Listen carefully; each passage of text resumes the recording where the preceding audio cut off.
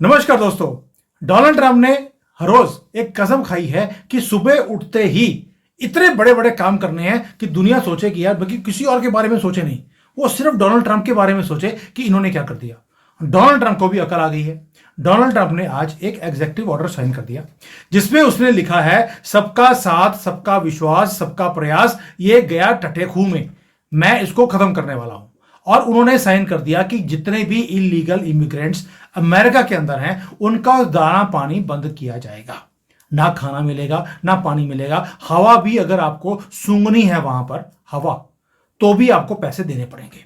कोई फ्री में घर नहीं, कोई राशन नहीं, कोई एजुकेशन नहीं, कोई डॉक्टर की फैसिलिटी नहीं। हर चीज के लिए आपको पेमेंट करनी है, वरना दफा हो जाओ यहां से। 1 2 3 नहीं होना, हम आपको फ्लाइटों में भरकर चेन में बांध कर आपको घर बचा देंगे, हमें कोई दिक्कत नहीं है।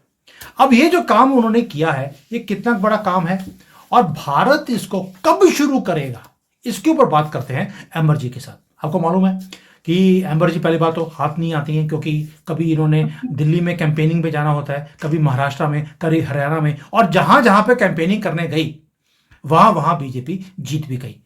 हरियाणा, हिमाचल में और कर्नाटका में नहीं गई, तो आप देख लीजिए हाल क्या हो गया है। तो एम्बर जी, सबसे पहले तो thank you so much for joining today. नमस्कार, बहुत-बहुत धन्यवाद सुमित जी, आपने आमंत्रित किया अपने चैनल पर। बहुत धन्यवाद। एम्बर जी, डोनाल्ड ट्रंप सबका जी। साथ, सबका विश्वास डाल दिया और डिलीट कर दिया, यानी कि डोनाल्ड ट्रंप को अकल आ गई, इसके साथ कुछ भी काम नहीं होने वाला। कितनी बड़ी न्यूज है और भारत में कब होगा? देखिए सुमित जी, ये बहुत बड़ी न्यूज़ है और डोनाल्ड ट्रंप इनफैक्ट कैंपेनिंग के पहले से ही, जब उनका कैंपेनिंग भी नहीं स्टार्ट हुआ, तो उसके पहले से ही वो सारे मामलों पर नज़र बनाए हुए थे और लगातार अपने ओपिनियन को वो खुलकर पब्लिक के सामने रख रहे थे और यही डोनाल्ड ट्रंप हैं। वो जो भी उनके अंदर होता है, वो बड़े खुलकर बात रखते हैं और हर चीज़ को लेकर वो बड़े खुलकर बात रख रहे थे। कैंपेनिंग के दौरान भी उन्होंने जिन-जिन मुद्दों पे बात रखी थी और जो-जो उन्होंने बातें की थी, उन पे लगातार वो काम करते नज़र आ रहे हैं। एग्ज़ीक्यूटिव ऑर्डर्स उन्होंने सैकड़ों साइन कर दिए इनॉग्रेशन वाले दिन ही सारा जो उनको समय मिला था, उनकी टीम ने सारे ऑर्डर्स रेडी किए और सबको साइन किया गया। तो ये दर्शाता है कि जो वो बोल रहे थे, उसको करके दिखा रहे हैं और लगातार हर दिन जिस तरह से अपडेट्स आ रहे हैं, उससे पता लग रहा है कि डोनाल्ड ट्रंप लगातार बहुत तेज़ी से काम कर रहे हैं। अगर हम बात करते हैं इलीगल माइग्रेशन की या इलीगल इमिग्रेंट्स की, तो ये किसी भी देश के लिए बहुत अहम मुद्दा होता है, अगर सुरक्षा की पॉइंट ऑफ व्यू से भी बात करें और अगर जो वहाँ के नागरिक होते हैं, उनके अधिकार या जो जो भी रिसोर्सेज़ होते हैं, उस देश के नागरिकों का पहला हक होता है और टैक्स पेयर्स की मनी से कोई भी देश चलता है और ऐसे में चाहे हम भारत की बात करें या फिर अमेरिका की, आज अमेरिका की बात हो रही है, अमेरिका के सामने भी इलीगल माइग्रेशन एक बहुत बड़ा मुद्दा रहा है और डोनाल्ड ट्रंप ने इस पे खुलकर भी कहा था कि हम इसको पूरी तरह से बंद करेंगे और जितने भी इलीगल इमिग्रेंट्स हैं उनको उठाकर उनके देशों में भेज दिया जाएगा। चाहे वो किसी भी देश के हों, मैं चाहे भारतीयों की भी बात हो, अगर आप किसी भी देश में गैर कानूनी तरीके से जाते हैं, तो आपको फूलों की माला तो नहीं पहनाई जाएगी, आप सही तरीके से, लीगल तरीके से आप जाएँ, वीज़ा लेकर जाएँ, वहाँ पर आप इज़्ज़त के साथ काम करें, वहाँ पे लाखों, करोड़ों की संख्या में भारतीय रहते हैं, जो देश का नाम ऊँचा कर रहे हैं और बड़ी-बड़ी कंपनीज़ में बड़े-बड़े पदों पर हैं। तो ज़रूरी नहीं है कि आप इल्लीगल तरीके से जाएँ। आप इल्लीगल तरीके से जाएँगे तो फिर आपकी वतन वापसी भी उसी तरह से होगी। उसको लेकर भी यहाँ पर राजनीति हो रही है, वो अलग बात है। लेकिन यहाँ पर जो उनका उद्देश्य है, वो यही है और किसी भी देश के प्रधानमंत्री या फिर जो प्रेज़िडेंट हैं, जो देश को लीड कर रहे हैं, उनका यही कर्तव्य होना चाहिए कि पहले वो अपने नागरिकों के अधिकारों को सुनिश्चित करें और सुरक्षित करें क्योंकि जिस तरह से महँगाई बढ़ रही है और पॉपुलेशन बढ़ रही है, भारत की भी बात कर लें और हमारे देशों में जिस तरह से घुसपैठ बढ़ी है, तो सुरक्षा तो एक सबसे बड़ा है ही कंसर्न लेकिन हमारे जो नागरिक हैं उनके जैसे फेडरल गवर्नमेंट होती है या फिर हम हमारी यूनियन सेंट्रल गवर्नमेंट की बात करें, उसमें जितने भी वेलफेयर स्कीम्स निकाली जाती हैं देशवासियों के लिए, वहाँ पर अगर घुसपैठियों की बात करें, घुसपैठियों को भी वही सारी चीज़ें मिल रही हैं जो आपके हमारे लिए हम है। इनफैक्ट ये होता ये है कि अब आपके रिसोर्सेज़ पे दूसरे लोग जो आकर इल्लीगली रह रहे होते हैं, उनका कब्ज़ा हो जाता है। और जो हमारे लोग हैं, जिनको वो उसका अधिकार मिलना चाहिए, जो जो उसके हकदार हैं, वो उससे वंचित हो जाते हैं। हमारे देश में भी अभी बीते दिनों सुप्रीम कोर्ट ने जो रोहिंग्या हैं, उनके बच्चों के आधार और उनको लेकर नागरिकता को लेकर बात कही। सबसे अहम बात तो ये है कि सुप्रीम कोर्ट या फिर न्यायपालिका का ये अधिकार क्षेत्र नहीं है कि आप नागरिकता पे बात करें। ये संसद का अधिकार होता है कि नागरिकता को तय करना या देना या उसमें अमेंडमेंट्स करना। तो ऐसे में अब ये दर्शाता है कि हमारे देश में जो यूएसएआईडी की बात चल रही थी और भी अलग-अलग चीज़ें कि किस तरह से और किस हद तक और कहाँ तक इन सारी चीज़ों का पेनिट्रेशन रहा। ये सारी चीज़ें करके भारत को डिस्टेबलाइज़ करने की कोशिश की गई। हालाँकि वो बात और है कि भारत ने उन सारी कोशिशों को नाकाम किया। लेकिन डोनाल्ड ट्रंप भी उसी तरह की विचारधारा पर काम करते हैं। उनके लिए भी अमेरिका फर्स्ट है, मोदी जी के लिए भी भारत या हम इंडिया फर्स्ट की बात करते हैं। तो कोई भी देश का जो लीडर है, चाहे डोनाल्ड ट्रंप हो या प्रधानमंत्री मोदी हो, जिनके लिए अपना देश सबसे पहले आता है, वो चाहे अपने नागरिकों के अधिकारों को सुरक्षित करना हो या फिर उन रिसोर्सेज़ को या उनके अधिकारों को सुरक्षित करना हो, सबसे पहला अधिकार उस देश के नागरिकों का होता है। और फिर सबसे अहम इन सारी चीज़ों में होती है सुरक्षा। जो देश की सुरक्षा के साथ आप कॉम्प्रोमाइज़ करते हैं, वो किसी भी कीमत पे नहीं हो सकता। अब इतने सारे इल्लीगल माइग्रेंट्स में कौन ऐसा खतरनाक इंसान आ गया है जो आपके देश में इनफैक्ट भारत में देखिए, अमेरिका में भी देखिए, जितने भी ज़्यादातर इल्लीगल माइग्रेंट्स होते हैं, वो जितने भी क्रिमिनल एक्टिविटीज़ होती हैं, उनमें ज़्यादातर लोग वही शामिल होते हैं। भारत में भी बात करें, हम दिल्ली की बात कर लेते हैं, दिल्ली में ही लाखों की संख्या में इल्लीगल माइग्रेंट्स हैं। जितनी भी चोरी, मर्डर और इस तरह की एक्टिविटीज़ होती हैं, उसमें वो लोग शामिल होते हैं और नाम होता है खराब दिल्ली का कि दिल्ली में इस तरह के क्राइम्स होते हैं, दिल्ली में रेप्स होते हैं, दिल्ली में ये होता है। तो देश की छवि पे भी एक बड़ा दाग लगता है, तो ऐसे में बड़ा अहम हो जाता है वो डिफरेंशिएट करना कि ये कौन घुसपैठी हैं। घुसपैठियों की पर जिसको भी तरस आता है, वो उनके लिए अलग से कोई टापू खरीद ले, वहाँ पर उनको बसाए और उनका अधिकार सुरक्षित कर ले। मतलब ये कहते हैं जिसको भी आता है।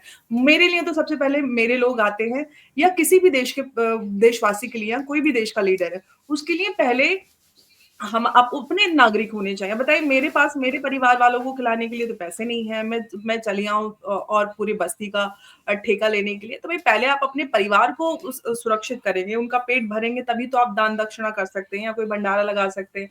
आपके अपने ही पास नहीं है और दूसरी तरफ फिर कहेंगे कि देखिए बेरोज़गारी है, खाने के लिए नहीं है, युवा फिर रहा है, किसान को ये हो रहा है, लोग लाचार हैं, लोग बेचारे हैं, मज़दूरी नहीं मिल रही है, महँगाई बढ़ रही है, स्टूडेंट्स ऐसे फिर रहे हैं।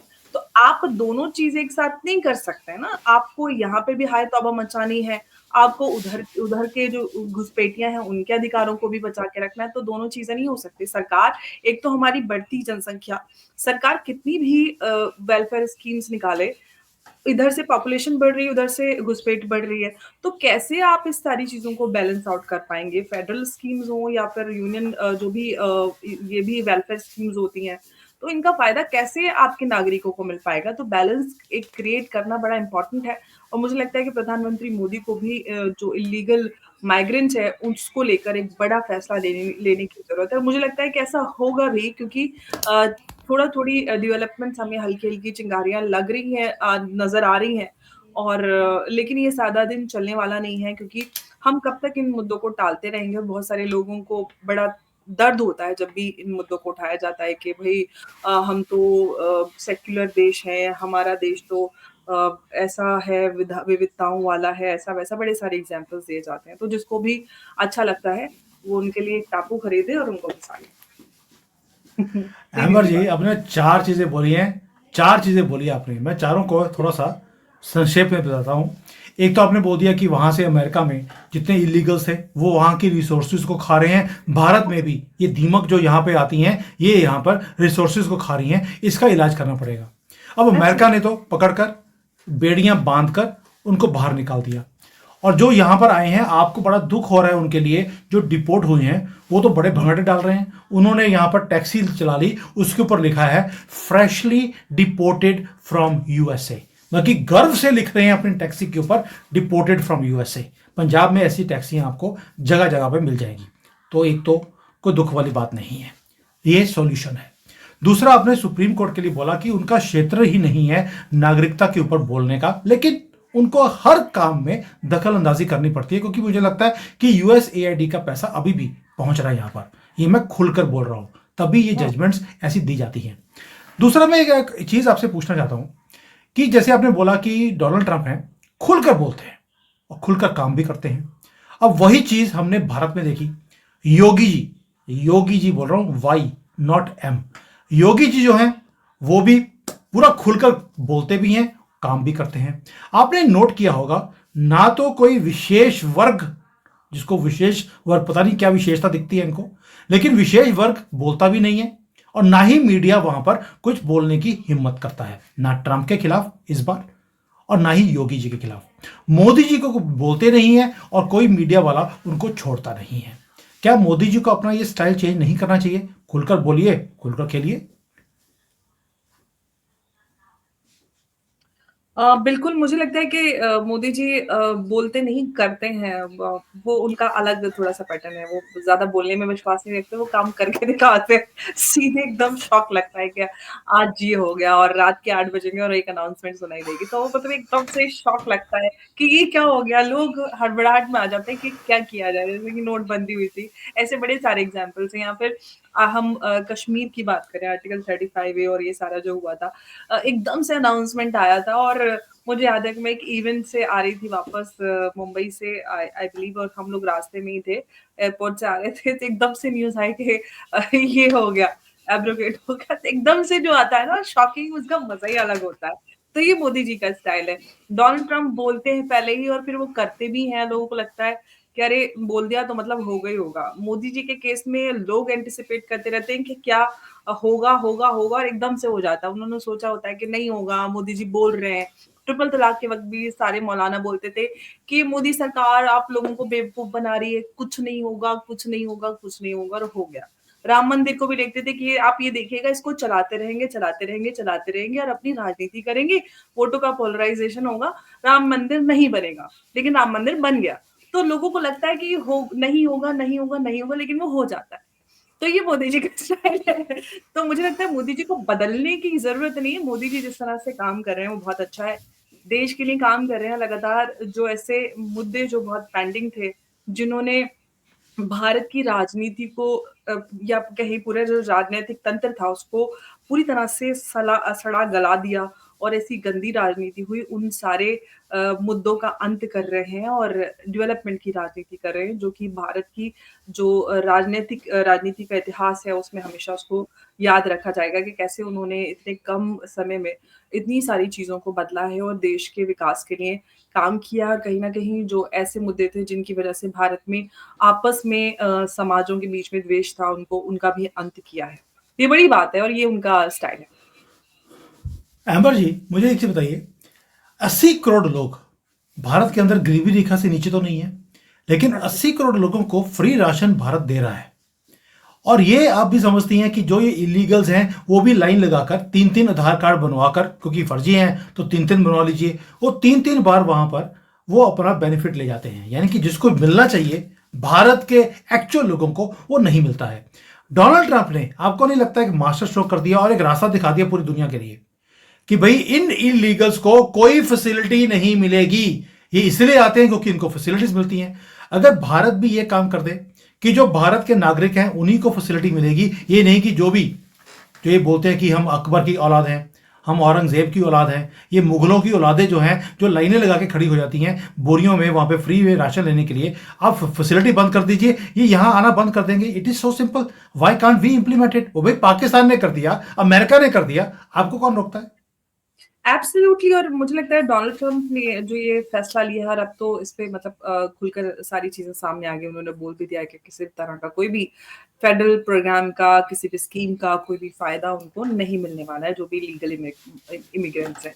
अब भारत के सामने पाकिस्तान ने तो पहले ही सारे अफ़गानियों को भेज दिया, लाखों की संख्या में भेजा और उनके पैसे, ज़मीन, कारोबार सारे रख लिए।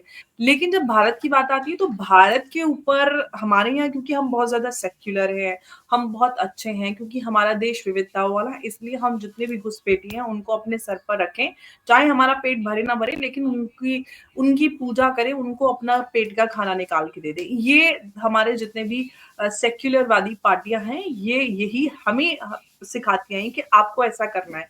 और उनको इसके पीछे का उद्देश्य बेचारे जो आम लोग हैं उनको समझ में नहीं आता। उनको सिखाते हैं भई देखिए नहीं बेचारे गरीब हैं, इनको मारा जा रहा है, इन पे ज़ुल्म हो रहा है, तो हमें इनको अपने देश में रखना चाहिए, इनको भी अधिकार है एक सुरक्षित जीवन जीने का एंड ऑल दैट। उसके पीछे का उद्देश्य आम इंसान को नहीं समझ में आता कि ये लोग यहाँ पर आएँगे, उनका आधार कार्ड जो सेक्युलरवादी पार्टियाँ बनवाती हैं, उनके डॉक्यूमेंट्स बनवाते हैं, उनको रिहैबिलिटेट करने के लिए किट्स प्रोवाइड करते हैं जिसमें फोल्डिंग पलंग से लेके एयर कूलर, वाटर कूलर, दुनिया भर के बर्तन और ये सारी चीज़ें होती हैं प्रोवाइड। दिल्ली में आम आदमी पार्टी ने यही सब किया, रोहिंग्याओं को बसाया। तो ये सब करती है, उनके पीछे का उद्देश्य होता है वोट बैंक और दूसरे लोगों को ये सिखाते हैं कि नहीं आपको दया भाव रखना चाहिए, बेचारों को हम लोग देंगे, क्या फ़र्क पड़ता है। फिर हमारी एनजीओज़ लग जाती हैं उनको राशन पानी पहुँचाने के लिए, बच्चों को पढ़ाने के लिए, खाना खिलाने के लिए। जो काम हमें अपने गरीब लोगों के लिए करना चाहिए, वो हम दूसरे जो लोग हमारे यहाँ आकर रह रहे हैं, उनके लिए करने लग जाते हैं। देखिए, थोड़े समय के लिए अगर कहीं पे भी कोई प्रॉब्लम है, तो आप एक बफर ज़ोन बनाकर उन सारे लोगों को रख सकते हैं, ताकि वो आपके देश में आम लोगों के बीच में घुले-मिले नहीं। अब वो लोग घुल-मिल जाते हैं, अपने आधार कार्ड बनवा लेते हैं, आपको पता ही नहीं होता कि ये कौन से बांग्लादेश से आए हैं, रोहिंग्या हैं, कौन है आपको पता ही नहीं कर लग पाता या फिर वो यहाँ पे आकर कहते हैं कि हम तो वेस्ट बंगाल से आए हैं। तो एकदम से दिल्ली में आप जहाँ जितने भी वो इलेक्ट्रिक रिक्शा चलते हैं, ज़्यादातर आपको बांग्लादेशी चलाते मिलेंगे, रोहिंग्या हैं, लेकिन वो देखने में और बोलने में आपको बोलेंगे कि हम वेस्ट बंगाल से आए हैं, तो पूरा वेस्ट बंगाल ऐसा लग रहा है उठ के दिल्ली में आ गया है। तो ये सवाल यही है कि एक बड़ा कदम उठाने की ज़रूरत है और पिछले महीनों में सरकार ने बड़े स्तर पर क्रैकडाउन किया जब बांग्लादेश और भारत के बीच जैसे ही ये सिचुएशन अराइज़ हुई और रिश्ते खराब होना शुरू हुए, तो बड़ा क्रैकडाउन आपको पूरे देश में देखने के लिए मिला। सरकार काम कर रही है और मुझे लगता है कि बहुत जल्दी इन सारी जितने भी लीगल माइग्रेंट्स हैं उनको पॉइंट आउट करके उन सबको इस देश से निकाला जाएगा। इनफैक्ट जैसे कि क्रैकडाउन्स स्टार्ट हुए तो उसका असर ये होता है कि बहुत सारे लोग छोड़-छोड़ के भाग जाते हैं कि अरे पुलिस पकड़ रही है, हमें डाल देगी, डिटेंशन कैंप में डालेगी, हम जेल में रहेंगे, ये हो जाएगा, वो हो जाएगा। तो इसका असर ये भी हुआ कि बहुत सारे लोगों ने भागना शुरू किया भारत से। तो सरकार इस दिशा में काम कर रही है। मुझे लगता है कि डोनाल्ड ट्रम्प की तरस भी होना चाहिए एकदम खुलकर। कोई भी ये सोचने की ज़रूरत नहीं है कि नहीं इसका असर ये हो जाएगा, तो वो हो जाएगा। जैसे कि पहले की सरकारों ने कहा कि अगर आप 26/11 पे एक्शन लेते हैं तो मुसलमानों को बुरा लग जाएगा, तो ऐसा कुछ नहीं है, मुसलमानों को क्यों बुरा लगा? भारत के मुसलमान हैं, भारत के हैं, अगर पाकिस्तान के खिलाफ अगर आप कोई कार्रवाई करेंगे तो हमको क्यों बुरा लगेगा? वैसे ही अगर कोई बांग्लादेशी या कोई रोहिंग्या है, उनको आप उनके देश में उठाकर फेंकते हैं तो भारत के मुसलमानों को क्यों फ़र्क पड़ेगा? बल्कि मैं तो ये कहती हूँ कि भारत के मुसलमान जो ज़्यादातर गरीबी रेखा से नीचे हैं, जो जितनी भी सेंट्रल गवर्नमेंट की वेलफेयर स्कीम्स हैं, उसमें उनको बहुत फ़ायदा मिलता है, चाहे प्रधानमंत्री आवास योजना हो, चाहे किसान सम्मान निधि हो, ऐसे ही उज्ज्वला हो, कितनी सारी जो वेलफेयर स्कीम्स हैं, उसमें फ़ायदा मिला है उत्तर प्रदेश ने जब अभी पिछले इलेक्शन हुए थे 2022 के, उसमें ये पूरा आंकड़ा दिखा कि मुसलमानों को बहुत ज़्यादा फ़ायदा मिला है क्योंकि गरीबी रेखा से नीचे हैं। तो आपका ही हक अगर वो लोग खा रहे हैं, तो आपको तो इस सोचना चाहिए ना कि हमारे जो भी वंचित समाज है, वंचित वर्ग है, उनको उसका हक मिलना चाहिए ताकि जो हम एक विकसित देश बनने की राह पर हैं, वो आसान होगी। हम जो 80 करोड़ लोगों को राशन की बात आती है, जब भी हम पॉलिटिकल डिबेट्स में टीवी पे शामिल होते हैं, तो विपक्षी लोग बोलते हैं कि अरे देखिए 80 करोड़ लोगों को राशन दे रही है मोदी सरकार तो कौन-सा विकसित देश, कहाँ पे आपने विकास कर लिया? अरे वो लोग जो कोरोना देश ने झेला, हमने कोरोना के बाद भी हमारे देश को बहुत बड़ा झटका नहीं लगा, उसके बाद भी हमने अपनी इकोनॉमिक ग्रोथ को मेंटेन करके रखा। ये बहुत बड़ी बात है, बहुत बड़ी-बड़ी जो सुपर पावर्स थी उनको बड़े झटके लगे, लेकिन भारत ने उसको मेंटेन करके रखा। वो इसलिए कि एक एक जो सिस्टम स्टार्ट हुआ, जो लोगों ने बहुत सारे अपने कारोबारों को झटका लगा, लोगों के परिवार और कारोबार खत्म हुए। ऐसे में अगर आप उनको राशन की एक सपोर्ट दे रहे हैं, अगर आप एक को फ्री राशन मिल रहा है, बच्चों को फ्री शिक्षा मिल रही है या साफ पानी मिल रहा है और वो उस गरीबी रेखा से उभरने की कोशिश कर रहे हैं। तो ये बढ़ते देश में जो विकासशील देश है, उनके लिए एक बहुत बड़ा होता है कि जब आपके देश के नागरिक विकास करेंगे तो हम सब मिल-जुल कर ही तो देश बना है, हमसे मिल-जुल कर देश बना है सरकार और हम लोग आपस में एक सामंजस्य रखे, आपस में काम करें। सरकार समझ रही है कि हमको कैसे अपने गरीबी वर्ग को ऊपर उठाना है। अब 41 करोड़ से ज़्यादा लोगों को यूनाइटेड नेशंस का डेटा है कि भारत ने 41 करोड़ से ज़्यादा लोगों को गरीबी रेखा से ऊपर उठाया है पिछले 6 सालों में। तो ये बड़ा कार्य इसलिए है क्योंकि सरकार सोच समझकर और इस वर्ग को दिमाग में रखकर काम कर रही है। तो मुझे लगता है कि वो लोग जो इसी बेस पर राजनीति करते थे कि देश से गरीबी हटाएँगे, 70 के दशक में भी गरीबी हटाते तो आज भी 2025 में भी गरीबी हटाते, तो उनको तो बहुत बुरा लगेगा ना कि भारत से गरीबी हट जाएगी तो फिर वो कैसे राजनीति करेंगे। तो मोदी जी तो सारे मुद्दे छीन ले रहे हैं तो बुरा तो लगेगा, आप बताइए। ऐसे थोड़ी ना होता है। बिल्कुल सही कह रही हैं आप। आपने जो दो चीजें बोली, जो सेकुलर के नाम पर यहाँ पे बोलते हैं कि इन सबको बसा लिया जाए, तो आपको याद दिला दूं, बांग्लादेश में भी हिंदू जो थे वो सेकुलर बनकर ही रह रहे थे, आज सेकुलर हो गए हैं, यानी कि सिख हो चुके हैं। और वही चीज ये भारत में भी चाहते हैं। ये सेकुलरिज्म नहीं है, ये सिकुलरिज्म है। आप इसमें रहना चाहते हैं तो हमास, आप पैलेस्टीन का हाल देख लीजिए। उन्होंने, हमासियों ने जो इजराइल के साथ किया, वो भी सेकुलर बनने की कोशिश कर रहे थे, उन्हीं के घरों में काम कर रहे थे, उनके गले काट दिए। बांग्लादेश में आप हाल देख लीजिए क्या हुआ है। आज यूरोप का हाल देख लीजिए, वो भी सेकुलर बनने की कोशिश कर रहे थे, आज उनके भी गले काट रहे हैं। इसलिए जो ये पाठ पढ़ाया जा रहा है आपको सेकुलर बनने का, ये अब आपकी चॉइस है, सेकुलर रहना है या इंसान रहना है, क्योंकि ये घुसपैठी है, कभी भी हमारे नहीं हो सकते। डोनाल्ड ट्रंप ने तो ओपनली बोल दिया, जानवर इनको, ये जानवर हैं, ये जानवर ही रहेंगे, इनको डिपोर्ट करना ही एकमात्र सॉल्यूशन है। यूएसए का प्रेसिडेंट ये चीज बोल सकता है, भारत का प्रधानमंत्री क्यों नहीं बोलता?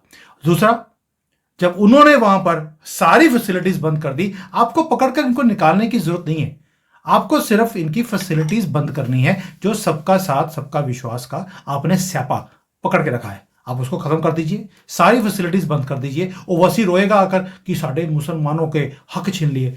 एम्बर जी बोल रही हैं हमें उनको हक नहीं देना है, क्योंकि वो लोग हमारा ही हक छीन रहे हैं। Why should we allow that? आप उनके हक बंद कर दीजिए, ये अपने आप कॉकरोच वापस चले जाएंगे और कोई सोल्यूशन नहीं है। Ambar ji, I feel Donald Trump has shown the way to Modi जी।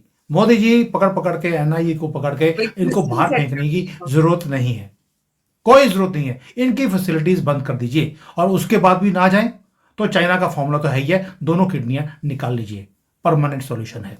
चलो अब देखते हैं कि मोदी जी डोनाल्ड ट्रंप की पॉलिसी को इंप्लीमेंट करते हैं या चाइना वाली की।